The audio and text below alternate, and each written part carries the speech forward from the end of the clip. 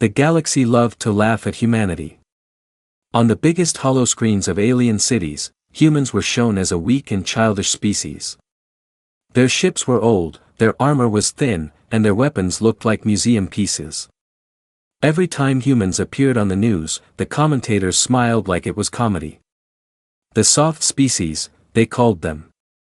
The loud little monkeys.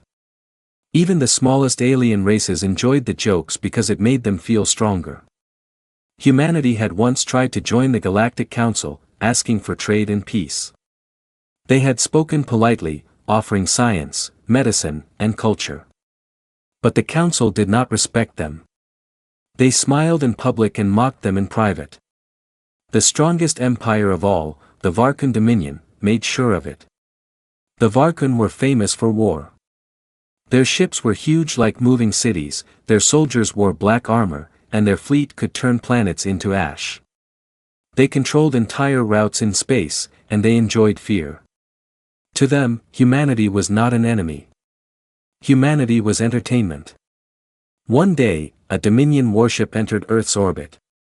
It did not come with missiles. It came with cameras. A large metal container was dropped into space near Earth's main defense station.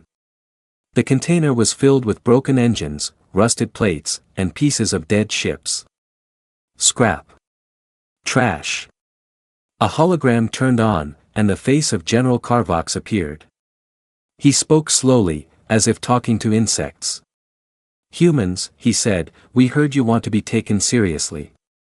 So we brought you a gift. Build something. Maybe you will finally look like a real species." The Dominion crew laughed behind him. The broadcast went live across the galaxy. Even the council members watched, smiling. Earth's leaders did not respond. No angry speech. No threat. No begging. They simply watched the scrap floating like an insult in their skies. But the Dominion was not done. Over the next weeks, Varkan ships attacked human colonies on the edge of the solar system. Mining stations were burned. Cargo ships were destroyed. A small medical outpost, marked with a clear peace symbol, was hit without warning. The Dominion took prisoners and sent clips of crying humans to their media channels. The galaxy laughed again. Human soldiers wanted to strike back, but Earth's fleet was too weak. Their weapons could not match Varkan shields. Their engines were slower. Their numbers were smaller. Every war expert agreed, if the Dominion attacked Earth fully, humanity would not survive a single day. Still, Earth stayed quiet. That silence confused the Dominion. It made General Carvox angry. So he planned the final show. A massive Dominion fleet gathered near Earth. Thousands of ships formed a dark wall in space. Cameras from across the galaxy pointed toward the coming destruction. Even alien children skipped school to watch. General Carvox appeared again, smiling like a king. "Today," he announced, "the joke ends. Humanity ends." Human ships formed a thin defense line. Small, shaking, outnumbered. Earth's people prayed. Many cried. Some turned off their screens because they could not watch. Inside the United Earth War Room, a human commander stood with tired eyes. Around him, officers waited for orders, fear hidden under duty. Then the commander spoke one quiet line. "Let them laugh," he said. "Our last hope is already moving." No one understood him. Far beyond the solar system, in silent deep space, a secret signal traveled through the dark. It was not sent to a warrior empire. It was not sent to a monster race. It was sent to the most peaceful species in the galaxy. And when the message reached them, the peaceful ones did not ignore it. They listened. And for the first time in centuries, something inside them began to wake up. The Lemurians were known across the galaxy as the gentle hands of civilization. They did not build warships. They built hospitals. They did not train soldiers. They trained healers. Their cities were calm, filled with soft light and clean air.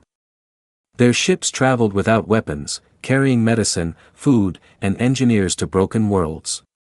Even the most violent empires respected them, not because they feared them, but because the galaxy needed them. When wars ended, Lemurians were the first to arrive.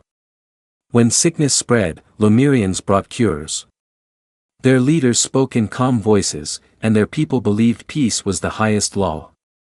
So when a secret human transmission entered Lemurian space, it felt like a mistake. The message was coded and old-fashioned, almost like a whisper. A Lemurian station officer nearly deleted it, thinking it was junk. But the human signal carried a rare emergency mark, one used only when a species begged for help. The message was sent to Elder Sale, the oldest and most respected member of the Lemurian High Council. He watched it alone. It did not ask for weapons. It did not ask for soldiers. It showed truth. The message displayed recordings from human colonies. Dominion ships firing on civilian stations. Families running through smoke. A medical outpost with peace symbols on its roof, burning. Prisoners chained in dark rooms while Dominion soldiers laughed. Humans were not shown as heroes. They were shown as living beings in pain. Elder Sale's face did not change. His eyes stayed calm. But his hands tightened slowly. After the footage ended, a human voice played. It was not angry, not crying, not dramatic. It was simply tired. "We know you are peaceful," the voice said. "We know you do not fight. We will not ask you to become something you are not. We only ask, do not believe the Dominion lies. Humanity did not start this war. Humanity only wanted to exist." Then came one final line. "If we fall alone. But we wanted someone good to know the truth." The message ended. Elder Sale sat in silence for a long time. Outside his window, the Lemurian capital looked beautiful and safe. Children played near shining gardens. Water flowed softly, making calm music. This was the world the Lemurians protected. But suddenly, Elder Sale realized something heavy. Peace was easy when others fought for you. Peace was comfortable when violence happened far away. That same night, the High Council was called into a secret meeting. Some members were shocked that humans had contacted them at all. Others worried it was a trap. "The Dominion controls the trade lanes," one council member said. "If we anger them, they will punish us." "They cannot punish us," another replied, "because they need our medicine." Elder Sale listened. Then he spoke softly. "They do not need us," he said. "They only tolerate us. And tolerance can end." The council fell quiet. A younger member stood. "Elder Sale, we are healers. We cannot step into war. That is not who we are." Elder Sale looked at him with gentle eyes.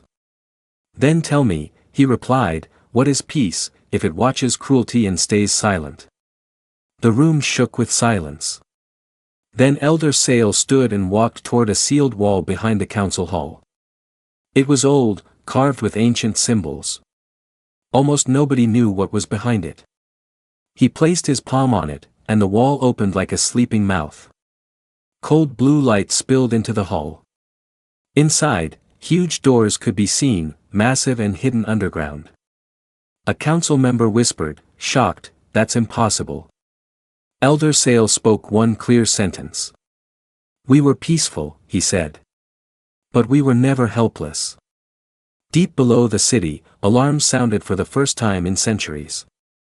Hidden machines turned on. Ancient docks opened. Silent ships began to rise from the darkness. And while the galaxy laughed at humanity, the Lemurians began preparing for war.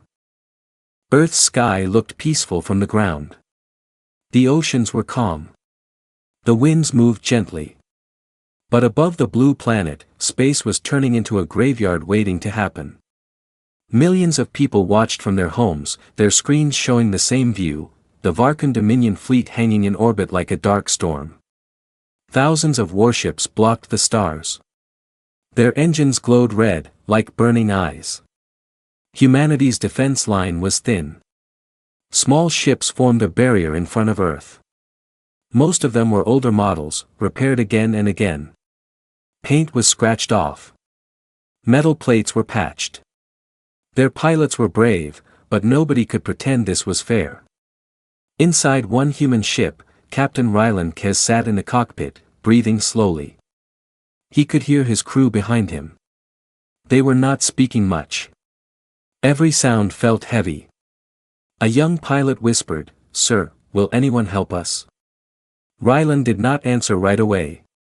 He looked at the stars, then at the huge Dominion fleet. Finally he replied, "We help ourselves. That's what humans do." The Dominion broadcast started. General Carvox appeared again, his face filling every screen across the galaxy. Behind him, Dominion officers stood proudly, like wolves showing their teeth. "Humans," Carvox said, "today is your last lesson. You do not belong in the galaxy's future." Alien commentators laughed in the background feed. Even some council members watched quietly, pretending to be neutral, while enjoying the show. Then Carvox raised his hand slowly. A single Dominion ship fired. The shot was not aimed at a ship. It was aimed at a human orbital station. The station exploded into bright fire. Pieces of metal scattered like falling stars. The camera zoomed in to show humans screaming inside escape pods. Carvox smiled. That was just a warning. Human fleets moved forward. They did not retreat. They did not hide behind Earth. They advanced toward the Dominion like they had already accepted death. The galaxy reacted with surprise. "Why are they doing this?" the commentators asked. "They are too weak." But humans were not trying to win a normal battle. They were trying to survive long enough. On the far side of the human fleet, a strange object floated silently. It looked like a broken satellite. The Dominion ignored it, thinking it was scrap, another human failure. But it was not scrap. It was a signal beacon. Inside the Earth War Room, the human commander from before stood near a dark screen. His officers stared at him, nervous. "Sir," one asked, "what is our last hope?" The commander finally looked at them. His eyes were calm, but full of something deep. "Not weapons," he said. "Not miracles. A choice." "What choice?" an officer asked. But the commander did not explain. Outside, the Dominion fleet attacked. Hundreds of human ships were hit. Many exploded quickly. The defense line cracked. Human pilots screamed, but they kept flying. They used small tricks, mines, decoys, old missiles, anything.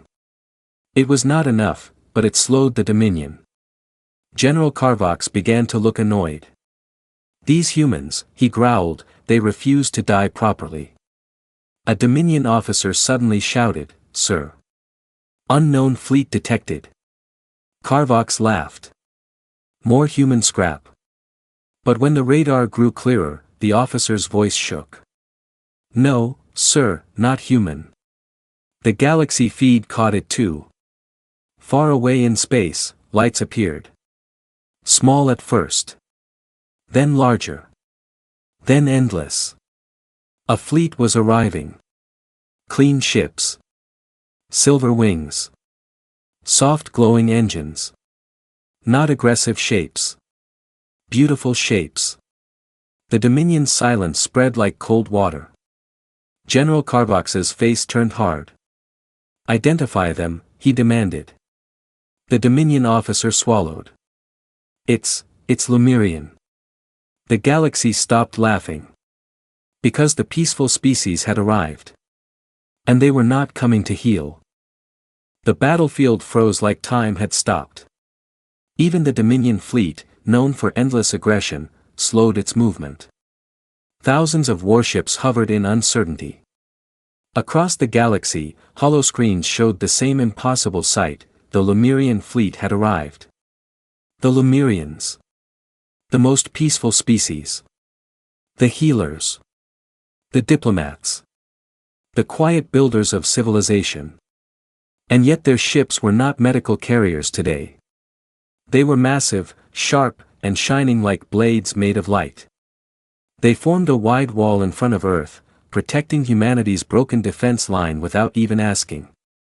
On Earth, people stared at their screens, unable to breathe. Some cried in shock. Some fell to their knees. The human pilots in space did not cheer. They just stared, feeling like they were dreaming. Captain Ryland Kez whispered, "They came." Across the open channels, a calm voice spread like a soft storm. "This is Elder Sale of the Lemurian Union." The voice was not loud. It did not carry rage. But it carried authority. General Carvox floated in his command ship, staring at the Lemurian formation. He forced a cruel smile onto his face, as if he could still control the story. He opened his broadcast.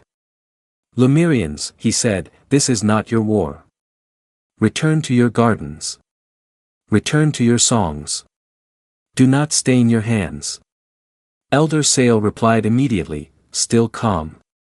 "For centuries, we chose peace," he said.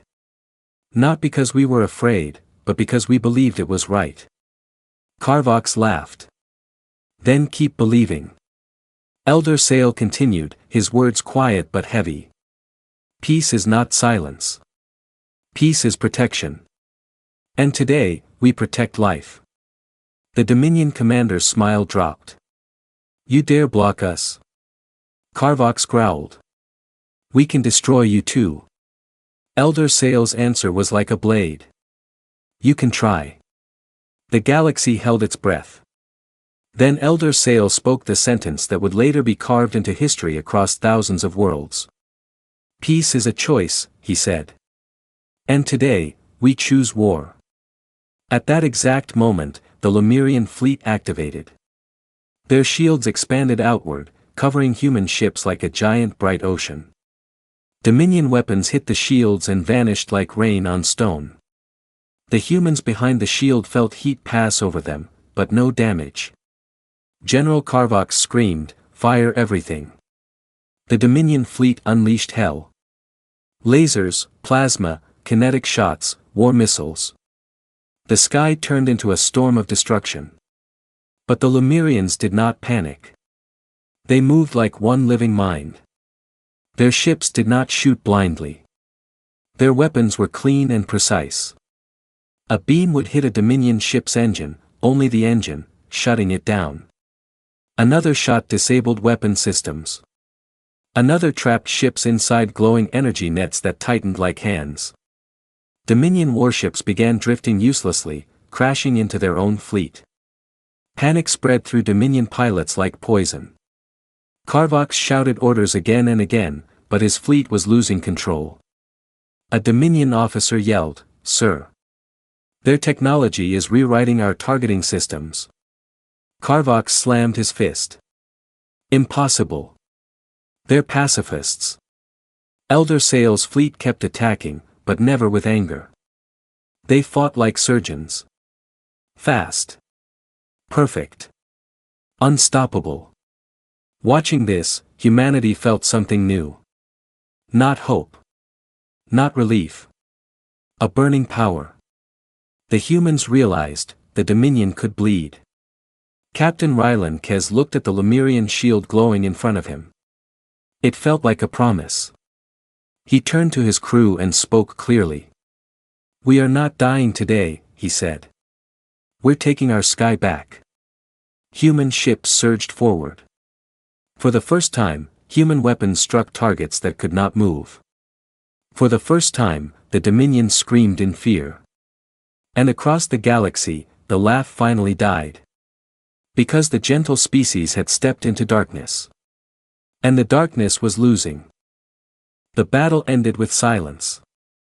Not the peaceful silence of victory celebrations, but the heavy silence of a galaxy watching its old rules break apart. The Varkun Dominion fleet, once feared like a living nightmare, was no longer a wall of power. It was broken metal drifting through space. Some Dominion ships burned slowly. Others floated powerless, trapped inside Lemurian energy nets that held them like invisible cages. The humans moved carefully between the wreckage, rescuing their own pilots, pulling survivors from broken cockpits, and securing enemy ships. General Carvox's command ship tried to escape. Its engines screamed, pushing hard toward open space. But the Lemurian fleet had already predicted every route. 3 Lemurian warships moved ahead and formed a calm barrier. Their shields locked into a perfect triangle. Carvox's ship slammed into it like an insect hitting glass. The Dominion commander appeared on open channel, his face filled with rage and disbelief. "You were supposed to be peaceful," he shouted at Elder Sail. "You were supposed to stay out of war." Elder Sail's reply came, simple and cold. "We are peaceful," he said. "That is why we stopped you." Carvox laughed bitterly. "Stopped us? You destroyed us." Elder Sail's voice remained calm, almost sad. "No," he answered. "We removed your ability to harm." Human boarding teams arrived next.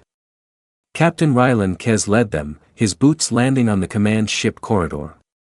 The metal walls were dark, filled with smoke and emergency lights. Dominion soldiers tried to fight, but humans were no longer afraid. They moved with purpose, like a species that had survived too much.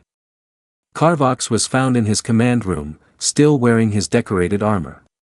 His eyes burned with hate, but his hands trembled slightly. He looked at Rylan and smiled with poison. "Enjoy your moment," Carvox said. "The galaxy still thinks humans are weak." Rylan stepped closer, his voice steady. "Maybe," he said. "But today, the galaxy learned something else too." Carvox sneered. "What?" Rylan answered quietly. "That even the kindest hearts have limits." Carvox was taken prisoner. Across Earth, people poured into the streets. Not to party, but to breathe. They hugged strangers. Parents held their children tighter than ever. For the first time in months, the world felt alive again. But the biggest change was not on Earth. The biggest change was in the minds of the galaxy. Small species that had been bullied for centuries watched the Dominion fall and felt something awaken inside them. They realized empires were not gods. They were just powerful bullies, and bullies could be stopped. Even the Galactic Council, which had once laughed at humanity, was forced to respond. Council members sent public messages of respect and support, pretending they had always believed in humans. But the galaxy remembered the truth. It remembered who laughed. It remembered who stayed silent. And it remembered who stepped forward. In the final days after the war, Elder Sail visited Earth. He stood beside a human leader on a quiet observation platform, looking at the stars. There were still broken pieces of ships in orbit, but Earth felt safe now. The human leader spoke first. "We did not ask you to fight," he said. Elder Sail nodded. "You did not. Then why did you come?" the human asked. Elder Sail looked into the night sky. "Because we finally understood," he said. "Peace is not hiding from violence. Peace is standing in front of it." The human leader swallowed. "And the cost?" Elder Sail's eyes stayed calm. The cost of doing nothing was higher. Above them, the stars burned quietly, like witnesses. Humanity had been mocked. Humanity had been called weak. But now the galaxy knew the truth. The species they laughed at had just changed the universe forever.